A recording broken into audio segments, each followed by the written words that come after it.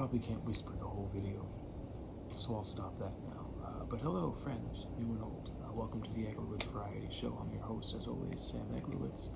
I figured I'd make this an ASMR video, a soft-spoken kind of video, simply because it's pretty late at the time that I'm recording this. It is 3:02 a.m. on Wednesday, Wednesday morning, June 22nd. It's rather early Wednesday morning as I record this. I got a lovely breeze coming in from the window just behind the camera, so if you hear any noise, that's what that's going to be, just noises of the outside. I've got all the lights off except for my little galactic light that I have on, or whatever the proper name for it is, a starlight light, a star projector. I got that on. I got real nice ambiance in here, in my opinion. I'm feeling good. I just watched Star Wars: A New Hope, Episode 4. For the first time in my adult life, possibly for the first time in my life, period. I don't really remember if I saw it as a kid or not. I was a little young for the Star Wars craze. I was born in the 90s, so I don't think I was there for the height of its popularity. I wasn't there as the films were being released or anything like that. The first experience I remember having with Star Wars was probably, I don't remember how old, but I was young. I was a kid. And Episode 3 came out. Revenge of the Sith came out, Episode 3. And I went to see it in theaters with, I think, some family. And I generally liked it. I remember being pretty into Star Wars for a short while after that. I might have checked out some of the other films, but it wasn't really like something I was really into, like I was really into other things as a kid. But it was something that entertained me for a brief while. A fad, if you will, a personal fad that entertained me for a brief while. But I've never really given it the attention that maybe it deserves, as far as really fully diving into this franchise. Just watching all the films, all the cartoons, and I decided that I want to. Rather recently, actually, I decided, I have the space for it, I have the time for it, to devote myself to a new interest, to kind of dive headfirst into a new thing to kind of make my thing for the next while. I've had The Walking Dead be that kind of thing. I've had wrestling be that thing, and it continues to be that thing. Marvel has been that thing for a time. Was that thing for a time, I should say. But, regardless, I've made the decision recently. I've come to the realization that I can do it. I have space in my brain for something new, for an undertaking, as massive as watching a 8 or 9 or 10 or 11, including the spin-offs, movie franchise, and also maybe even some of the cartoons and stuff. I'm not sure how necessary they are. But I'm going to give it a fair and honest shot. So I started tonight. I watched the first movie to be released chronologically. I heard different people say different things about whether you should watch these movies, in release order or in chronological order. And ultimately, I heard more people say that I should watch them in release order. So that's exactly what I'm going to do. I know a lot of the big plot beats already, of the franchise. Spoiler alert, I guess, if it wasn't obvious. But there's lots of things that are to happen that I already know about. But I'm not going to talk about too much of that now. I want to kind of focus specifically on my... Which side is the camera on? There we go. I want to kind of focus specifically on my experience with Episode 4, A New Hope. I think it was A New Hope. Whatever the first one was. Star Wars, the first one released. Episode 4, I believe it was called A New Hope. That's what I watched tonight, and I want to kind of hone in on it rather than focusing on big picture stuff.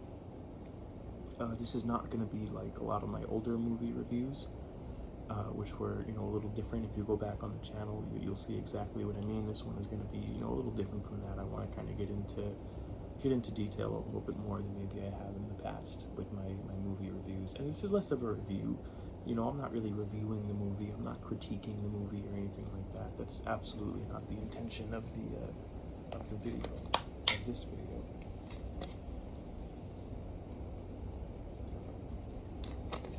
I don't mean to critique it or analyze it or anything. It's not that deep. I just intend to kind of talk about my experience with the film. What it was like watching it for me. And yeah, so right off the bat, they kind of captured my interest right away, particularly with the two droid characters in this film, C-3PO and R2-D2. I thought their relationship and their bickering was just very charming and very funny. And C-3PO in particular, I think, I might venture to say it was my favorite character in this film. I had the most fun kind of watching him. Whenever he was on screen, I was a little more focused than I was when other characters were on screen. I think he was just the most charming, the most funny, the most relatable, and I enjoyed watching him the most.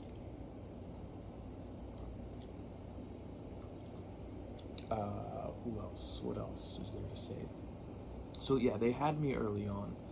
They kind of started losing me a little bit with certain things. And again, this isn't a formal critique, or this isn't an analysis or a review or a bashing or anything like that. I'm just pointing out things, that I observed. I didn't fully feel the impact of Luke losing his family early on in the movie. It was just kind of like, all right, well, I guess they're dead. Now I have nothing keeping me here. Let's go on an intergalactic space adventure. And I understand that the character was ready, that Luke, in universe, Luke was ready for the next step. He had wanted to go to school, he wanted to get into his studies, but his family was kind of preventing him from doing that. So I understand that there's a certain element of relief to it almost, which sounds messed up to say, but he had things tying him down, and with the unfortunate death of his family, of his aunt and uncle, those chains were broken, and he was able to kind of go on this adventure that he wanted to go on and see what else, was out there for him besides life on this little planet as a farmer. So I understand that Luke was ready for a change. He was ready for something different, and I get that. But I almost wish there was a little more weight to him losing his family. It felt like there was almost it affected him more that he lost Obi-Wan. Someone that he didn't really know too well until maybe a quarter of the way through the film. Maybe a fifth of the way through the film. And I felt the impact of Obi-Wan's death on Luke far more than I felt the impact of Luke's own family's death on Luke. So that was one thing that shouldn't have opened Instagram. That was one thing that kind of threw me a little bit, but it didn't really hamper my enjoyment too much. I absolutely enjoyed Darth Vader as a character. Seeing him. I know we didn't learn too much about him, and that's another complaint I have that I'll get into in a moment. But as far as his design goes, as far as the sound of the breathing goes, as far as the menace as a lead villain, as a main antagonist, that was all there in spades for me with Darth Vader. I truly enjoyed watching him. Much like C-3PO, he was a character that whenever he was on screen, I was very much into it. I was very much glued to the screen in a way that I wasn't with other characters. That's another complaint I could throw in there as well. That is that maybe I wasn't paying close enough attention. I kind of answered a couple texts throughout the movie. I wasn't glued to my phone or anything, but I did answer a couple texts and look up a couple things during the movie. But for the most part, I was locked in and I was paying attention. So I don't know if I missed something, or maybe while I was answering a message or something of that nature, but I wanted to know more about the Empire and kind of what their goal was. They touched on a little bit that they were, I'm going to change positions, hopefully I can do it without making too much of a scene out of it. But I wanted to know a little bit. Hold on just a minute. I'm going to try not to make this too loud here as I do this. I wish that we learned, a little bit more about the Empire and what their goals were. I get the TV shut so I don't have that light. Yeah, I wish that a little bit more. We're almost done. There we go. I wish that we learned a little bit more about the Empire and what their goals were, because they seemed very kind of, generic, evil army, generic, evil, kind of militarized, imperialist faction, which is cool and all, but I would like to know, why. Sorry about the cut there. I try not to do cuts on the videos on the channel as often as possible, but sometimes you gotta do what you gotta do. My storage on my tablet wound up being full, so I had to get it a little bit closer here. So I wound up having to delete a couple of things, delete a couple of old videos and stuff, so I could continue recording this. But as I was saying, I wish I knew a little bit more about what the Galactic Empire's goal was. Why did they want to exterminate the Jedi? What was their beef with the Force? Different kinds of things like that. And maybe that is something that is to be explained and explored in further films. But I'm not thinking about further films. I'm trying to think of this from the mindset of, it's 1970 whatever, or 1960 whatever, whenever this movie came out. And I am 10 years old and I just walked out of the movie theater. And I don't know there's going to be sequels. I don't know all the history, and I don't know things that I know now. I'm just, trying to explore it from as simple and uninformed as a perspective that I could possibly imagine. But yeah, so that was something that bugged me a little bit. Is I liked Vader, and I liked the aesthetic of the stormtroopers and the look and feel of the Empire. They felt threatening, which was good and all. But I just wish I knew a little bit more about, what they wanted, what their goals were, why they didn't, like the Jedi, different kinds of things like that.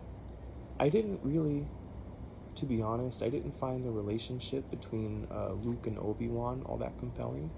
I found myself more interested in the dynamics between Luke and Han Solo, and Leia and Han Solo, than I did between, either of the characters or any of the characters with Obi-Wan.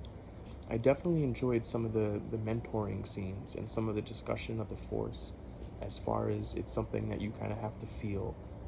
It's something that you can't explain or you can't see, but it's this very abstract concept that you either get it or you don't, and you can train all you want, but it's just something that just has to click within you, and something that you have to understand for yourself. And I appreciated that quite a bit. And a lot of the discussion around things like that were something about the movie that I appreciated a lot. I might have been some of my favorite scenes in the movie, with the characters kind of discussing the Force and the philosophy behind it, and whether it even exists, like in Han Solo's case. I enjoyed all that stuff quite a bit. I enjoyed like I said, the push and pull between Han Solo and the other characters, as far as, does the Force exist? What is its power, if it does exist, And then at the end, seeing Han Solo finally kind of, nod his head and say, "May the Force be with you," showing that he kind of gets it, that, like I said before, it's not something you could explain or not something you could teach, but it's something that kind of has to click. And seeing it click for him, it was pretty cool. I liked that quite a bit. What else can I say? Special effects and stuff, it is what it is for the time. Like I said, I'm trying not to analyze this from a 2022 perspective, where I know that,